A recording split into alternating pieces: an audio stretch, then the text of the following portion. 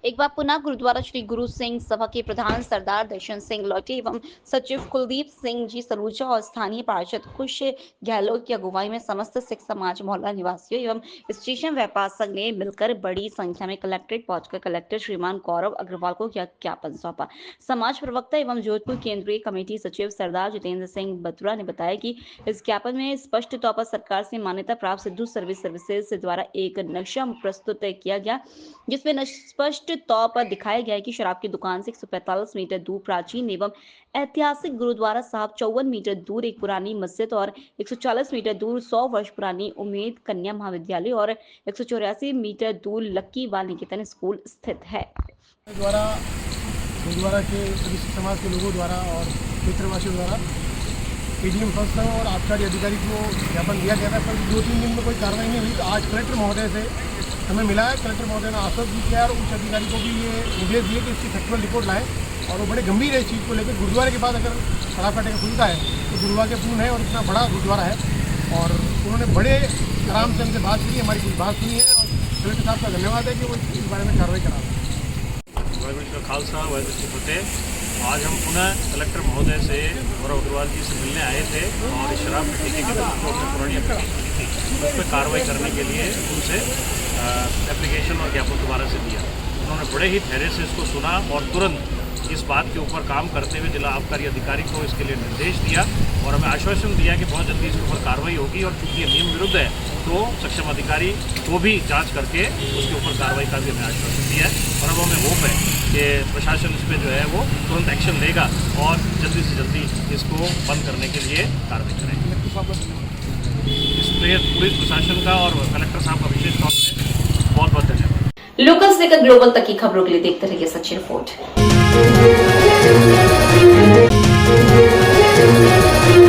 गुरुजी खुद खाए बैंगन और चेले को देते हैं शिक्षा, यही एक मारवाड़ी कहावत अब तखतगढ़ नगर पालिका प्रशासन पर सटीक बैठती नजर आने लगी है कि एक तरफ इन दिनों भीषण गर्मी के दौर में भी कई दिनों से कई वार्डों में लोगों को पीने का पानी नसीब नहीं हो रहा है, जिससे नाराज वार्डवासी खाली मटके लेकर नगर पालिका पर प्रदर्शन करने को उतारू हो रहे हैं। वहीं दूसरी तरफ 5 जून से राजस्थान सरकार द्वारा प्रदेश भर में वंदे गंगा जल संरक्षण जन अभियान चलाया जा रहा है, जिससे जल संरक्षण को लेकर आम जन को जागरूक भी किया जा रहा है। लेकिन उसी के विपरीत तखतगढ़ नगर पालिका प्रशासन की लापरवाही का या फिर अनदेखी के कारण कई जगह लीकेज पाइपलाइन से तो कई जगह ओवरफ्लो के कारण हजारों लीटर पानी की बर्बादी होने से कोई नहीं बचा सकता। ऐसा ही नजारा मंगलवार को प्रत्यक्ष देखने को मिला, जिसमें नेहरू रोड स्थित नगर पालिका की आवासीय कॉलोनी में करीबन 2 दिन से हजारों लीटर पानी की बर्बादी हो रही है। इसी प्रकार पुलिस थाने के पास वाली टंकी के पाइपों का पिछले दिनों ही मरम्मत कार्य करवाया गया, लेकिन अब फिर से लीकेज होकर झरने की तरह बहता हुआ हजारों लीटर पानी सड़क पर फैलता जा रहा है। जबकि जालोर चौराहे पर जेम ब्रदर्स पेट्रोल पंप पर तो पिछले कई महीनों से लीकेज पाइपलाइन से एकांत हजारों लीटर पानी सड़क पर बह रहा है, लेकिन प्रशासन अभी भी मुख्य दर्शक बना हुआ है। लोकल से लेकर ग्लोबल तक की खबरों के लिए देखते रहिए सच्ची रिपोर्ट।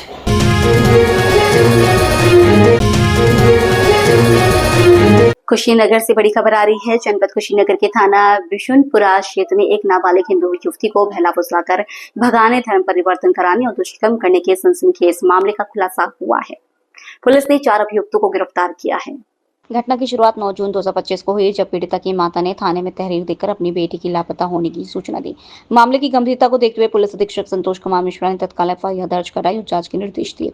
जांच के दौरान पता चला कि मुख्य अभियुक्त मिराज पुत्र हुसैनी ने अपने सहयोगियों सिराज पुत्र हुसैनी, मिरुद्दीन उर्फ मिराजू उद्दीन अंसारी, हसीना खातून की मदद से पीड़िता को बहलाया, धर्म परिवर्तन कराया और उसके साथ दुष्कर्म किया। थाना बिशुनपुरा पुलिस ने तत्परता दिखाते हुए 10 जून 2025 को 4 अभियुक्तों को गिरफ्तार कर लिया। वादिनी श्रीमती सुनैना देवी, पत्नी सिकंदर राजभर, निवासी बतरौली गुड़खरवा इमलिया टोला, थाना बिशुनपुर, जनपद कुशीनगर की सूचना बाबत उसकी नाबालिग बेटी को उसके ही गांव का लड़का मिराज पुत्र हुसैनी द्वारा भाला फुसलाकर भगा ले जाने के संबंध में और जबरन शारीरिक संबंध बनाने आदि के बाबत दिनांक 9/6/25 को थाना बिशुनपुर में सुसंगत धाराओं में अभियोग पंजीकृत कराया गया था, जिसमें स्थानीय पुलिस द्वारा त्वरित कार्रवाई करते हुए मुख्य अभियुक्त मिराज सहित नामित सभी अभियुक्त गणों को गिरफ्तार किया गया है। साक्ष्य के आधार पर उत्तर प्रदेश विधि विरुद्ध धन परिवर्तन 2021 की वृद्धि करते हुए विधिक कार्रवाई अमल में लाई जा रही है। लोकल से लेकर ग्लोबल तक की खबरों के लिए देखते रहिए सच्ची रिपोर्ट।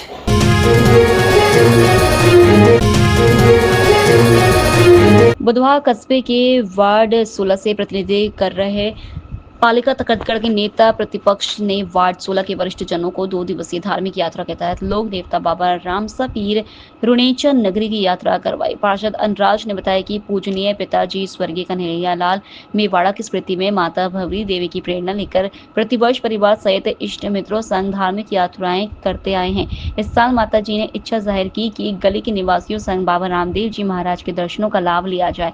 परिवारजनों की मंश अनुरूप 2 बसों में वार्ड के लोगों को धार्मिक यात्रा पर निकले, जो रुणीचा नगरी पहुंचकर बाबा के दरबार में बाबा को सुरमे का भोग लगाकर सुख समृद्धि अमन चैन की कामनाएं की। मेवाड़ा क्षत्रिय कलाल परिवार की वरिष्ठ महिला भवरी देवी का कहना है कि लोक देवता बाबा रामदेव जी के हमारे परिवार पर असीम कृपा है। ईश्वर की दया से हमारा भरा पूरा परिवार है।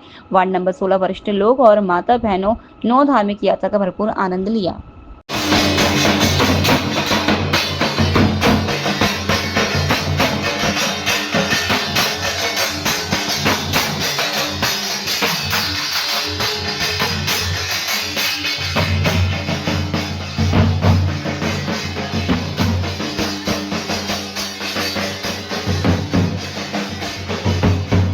लोकल से लेकर ग्लोबल तक की खबरों के लिए देखते रहिए सच्ची रिपोर्ट।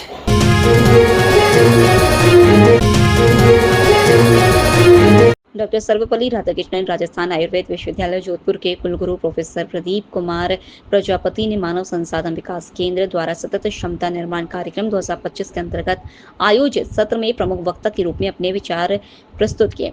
कुलगुरु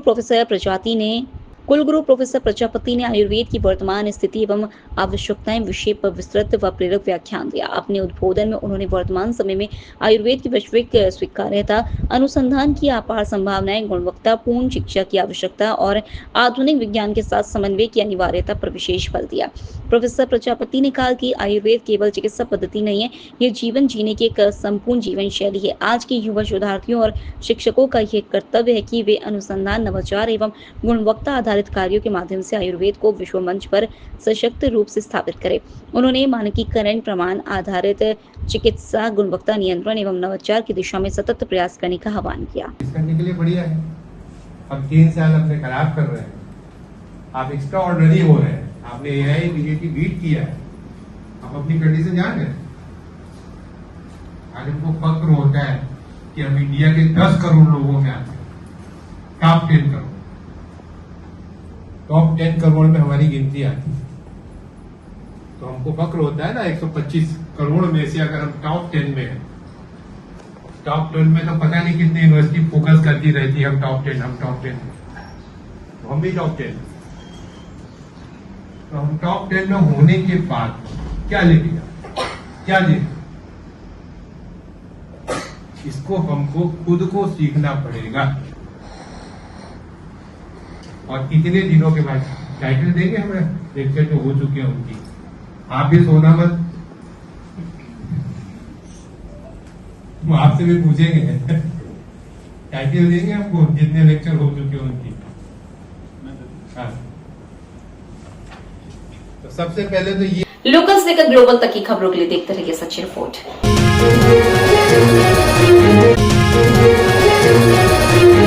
नगर पालिका परिषद कुशीनगर कसिया क्षेत्र के मछली और मीट मार्केट में व्याप्त गंदगी से हालत बद से बदतर हो चुके हैं। इस बदहाल सफाई व्यवस्था के चलते न केवल व्यापारी बल्कि ग्राहक भी बुरी तरह प्रभावित हो रहे हैं। स्थानीय मछली व्यापारी जितेंद्र, महेश, सुधाई, छागुर, विनोद, सुनील, ब्रजमोहन, अशोक, आमोद और उमेश वादी का कहना है कि बाजार के बीचों बीच मछली की बिक्री से आसपास बेतहाशा दुर्गंध फैल रही है, जिससे ग्राहक नाक बंद कर मछली खरीदने को मजबूर हैं। व्यापारियों ने आरोप लगाया कि नगर पालिका की तरफ से न तो नियमित सफाई की जाती है और न ही कचरा समय पर उठाया जाता है। इससे नालियां जाम है और पानी का निकास नहीं हो पाता है, जिससे पूरा बाजार गंदगी में तब्दील हो चुका है। व्यापारियों ने यह भी मांग की है कि मछली मार्केट को बाजार के किनारे स्थानांतरित किया जाए ताकि सबको उचित जगह मिल सके। और ग्राहक भी खुले वातावरण में बिना परेशानी की खरीदारी कर सके।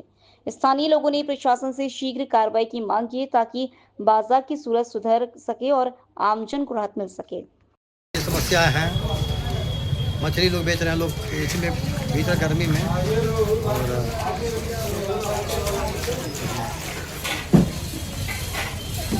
जब मछली बेच रहा है तो इसका मार्केट अलग होना चाहिए, मार्केट अलग होना चाहिए जहाँ भी बहुत काफ़ी मतलब सही जगह नहीं है, बहुत अड़ता में है और बड़ा गंदगी है, बहुत महक रहा है, तो मंडी अलग होना चाहिए।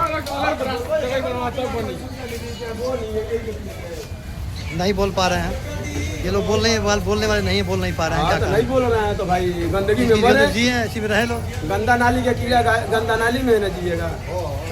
अब बताइए मंडी, आप लोग मंडी वाले हैं, मंडी में आते हैं,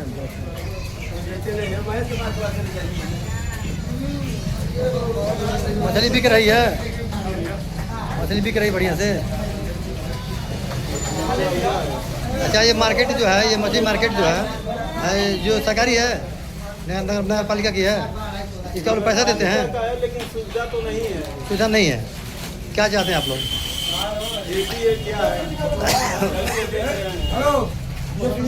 नगर पालिका का कौड़ी भी दिया जाता है और नगर पालिका का कोई सुरक्षा नहीं होता है और गंदगी बढ़ रही है। आखिर किस बार के कौड़ी, आखिर किस बार के कौड़ी चाबाजारी कर लेते हैं लोग, इसका ठिका नहीं हुआ। पैसा देने के बाद भी सफाई व्यवस्था नहीं है, इसका ठिका नहीं हुआ, नाजायज पैसा। दुकानदार लोग जो लोग खरीदने आते हैं मछली, उनकी परेशानी महक रहा है, बस बदबू दे रहा है, सफाई व्यवस्था नहीं है, और जो भी ग्राहक लोग आ रहे हैं वो भी परेशान है। लोकल से लेकर ग्लोबल तक की खबरों के लिए देखते रहिए सच्ची रिपोर्ट।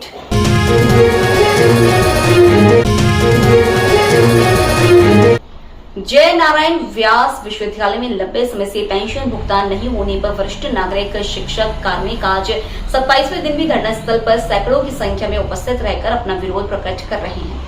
आज धरना स्थल पर उपस्थित वरिष्ठ नागरिक पेंशनर्स को professor Chenaram Chaudhary, professor K R Chaudhary, professor Sushil J Lalwani, professor Pratap Singh Bhati, professor Meenakshi Mathur ने संबोधित किया और राज्य सरकार को तुरंत हस्तक्षेप कर विश्वविद्यालय पेंशनर्स को कॉलेज शिक्षा निदेशालय के शिक्षक कार्मिकों की भांति पेंशन भुगतान की जिम्मेदारी लेकर पेंशन भुगतान करने की स्वीकृति आदेश जारी करने हेतु निवेदन किया।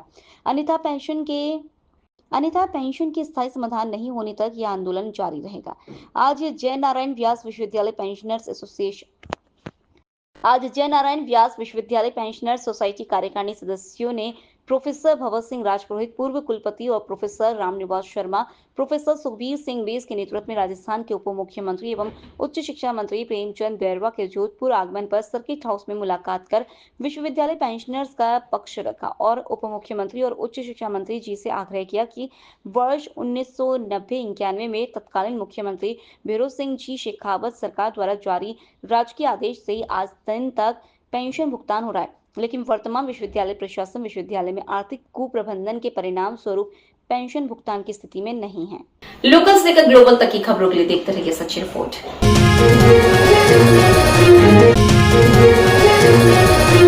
भीषण गर्मी में मारवा जबरदस्त पानी की समस्या से गुजर रहा है। लगातार लोग पानी की समस्या से जूझ रहे हैं, मगर जलदाय विभाग पानी का पूरा बंदोबस्त नहीं कर पा रहा है। लिफ्ट कैनाल का क्लोजर खत्म हुए भी 1 सप्ताह से ज्यादा समय हो गया है और पानी भी कायलाना में आना शुरू हो गया है, मगर जनता को पूरा पानी पर उतर आए और प्रदर्शन करने लगे। इससे वहां पर यातायात व्यवस्था भी बाधित हो रहा है।